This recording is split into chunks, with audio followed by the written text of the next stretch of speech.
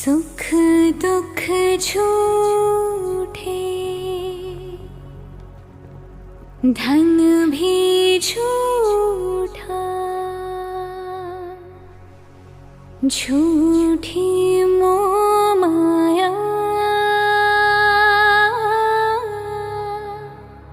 प्रेम रतन पाया। मैं वापस आ गया, मैं वापस आ गया।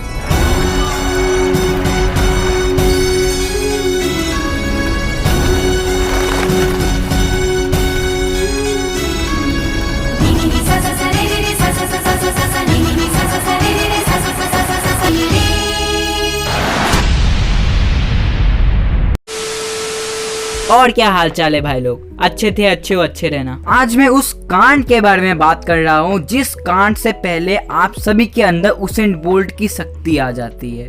वही कांड जिससे पहले सभी के पेरेंट्स सोचते हैं कि देश के लिए गोल्ड जीतेगा हमारा बेटा, अपना तिरंगा सबसे ऊपर लहराएगा। आपने पूरे साल जिंदगी में कुछ किया हो या ना किया हो, मगर इस कांड के सिर्फ 2 दिन पहले सभी बच्चे अपने आप को समझने लगते हैं। तो भाइयों बहनों, मेरे साथ जोर से चिल्लाइए, एनुअल स्पोर्ट्स डे। तो वो दिन था 23 दिसंबर और उस दिन था ASD यानी कि एनुअल स्पोर्ट्स डे। अब जैसे ही मैं सुबह उठा तो मैंने ये देखा कि सुबह के 7 बज रहे हैं और मुझको ग्राउंड पहुंचना था सुबह के 8 बजे। अब मैं टिप टॉप होके रेडी हो चुका था और 8 बजने में सिर्फ 15 मिनट बाकी थी। जैसे ही मैं और मेरे पापा घर से निकले तब उतनी ही देर में मुझको लग चुकी थी क्या शाबाश बेटा, बहुत बढ़िया। मम्मी पानी खत्म हो गया। खैर कांडियन बच न सका। और इस बात से हमें ये पता चलता है कि बाथरूम हमेशा पानी चेक करके जाना चाहिए। धन्यवाद। अब वापस से मैं और मेरे पापा धूम की तरह अपने स्प्लेंडर में बैठे और घर से निकले और हमारा बाइक खराब हो गया। खैर भगवान के दुआ से ग्राउंड बगल में ही था तो मैं वहां आराम से पैदल चल के पहुंच गया। जैसे ही मैं ग्राउंड में पहुंचा तो मैंने एक खतरनाक दृश्य देख ली और इस दृश्य में मैंने ये देखा कि हमारे स्कूल के ऋतिक रोशन यानी कि गेम सर सभी बच्चे को मोटिवेशनल स्पीच दे रहे हैं। बच्चों, आज ना ही तुम्हारे कोई दोस्त होंगे और ना ही कोई तुम्हारे दुश्मन होंगे, तो सिर्फ एक तुम्हारे कॉम्पिटिटर, क्योंकि आज है annual sports day.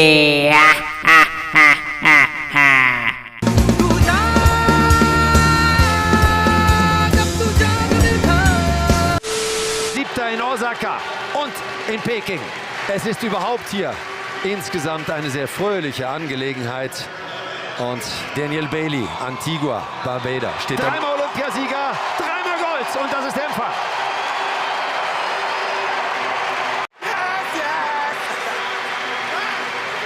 Er ist der Liebling der Fans. Silber, schon 2003, konzentriert sich jetzt auf die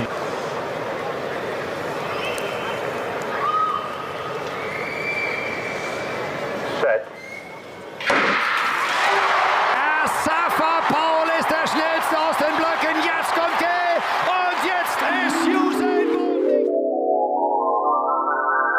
काश ऐसा भी मेरे साथ एनुअल स्पोर्ट्स डे में होता। काश वो दिन भी होता जब मेरे गले में टीचर वर्णमाला मेडल पहना रहे होते।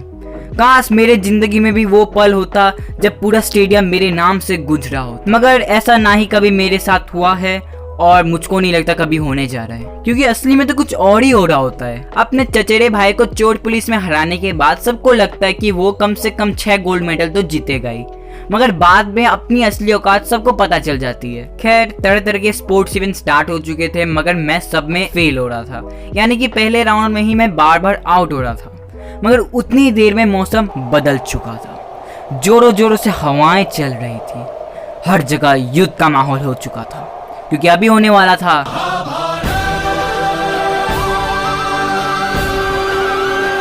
मतलब कि अभी होने जा रहा था मैराथन। मैं और मेरे सभी दोस्त एकदम रेडी हो चुके थे मैराथन में भागने के लिए, मगर उतनी देर में मैंने गौर किया कि स्टेडियम में जितने भी बच्चे थे सभी लोग मेरे पास आ रहे और बाद में भाई साहब मुझको पता चलता है कि हमारे साथ वो सभी लोग भागने वाले हैं।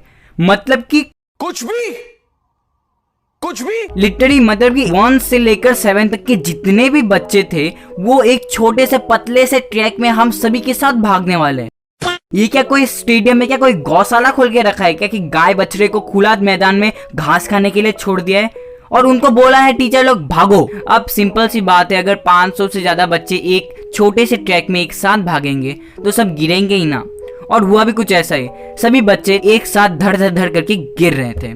किसी का पाँव छिल रहा था, किसी का हाथ टूट रहा था, लेकिन टीचर्स को कोई फर्क नहीं पड़ता। इसी बात में बोलो जुबान तीसरी। खैर, अब 500 बच्चों में से सिर्फ 12 बच्चे ही इस गेम में सही सलामत भाग रहे थे, जिसमें मैं भी एक नमूना था। अब इन 12 बच्चों में मैं सबसे आगे था और मुझको पता चल गया था कि आज मुझको अपना पहला गोल्ड मिलने जा रहा है। मैं भाग ही रहा था कि उतनी देर में मैंने गौर किया कि जो रेड रिबन होता है ना, वो रिबन 2 टीचर मेरे आंखों के सामने पकड़ के खड़े हैं और मैंने सोच लिया था कि वो रेड रिबन को मैं बॉलीवुड के मूवी की तरह चीर के फाड़ के निकलूंगा, मगर उतनी देर में मैं गिर गया।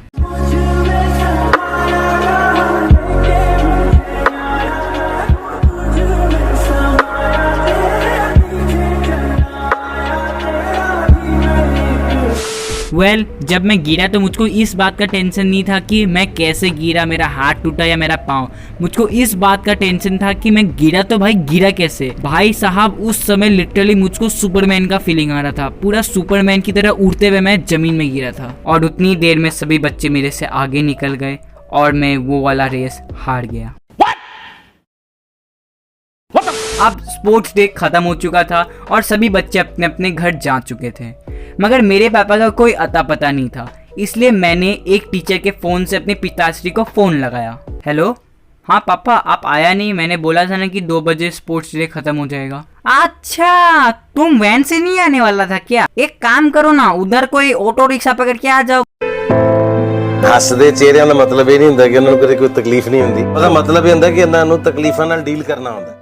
अफसोस मुकेश बच नहीं सका। और ये था आज का वीडियो। अगर अच्छा लगा होगा तो लाइक कर देना, चैनल को सब्सक्राइब कर देना। धन्यवाद।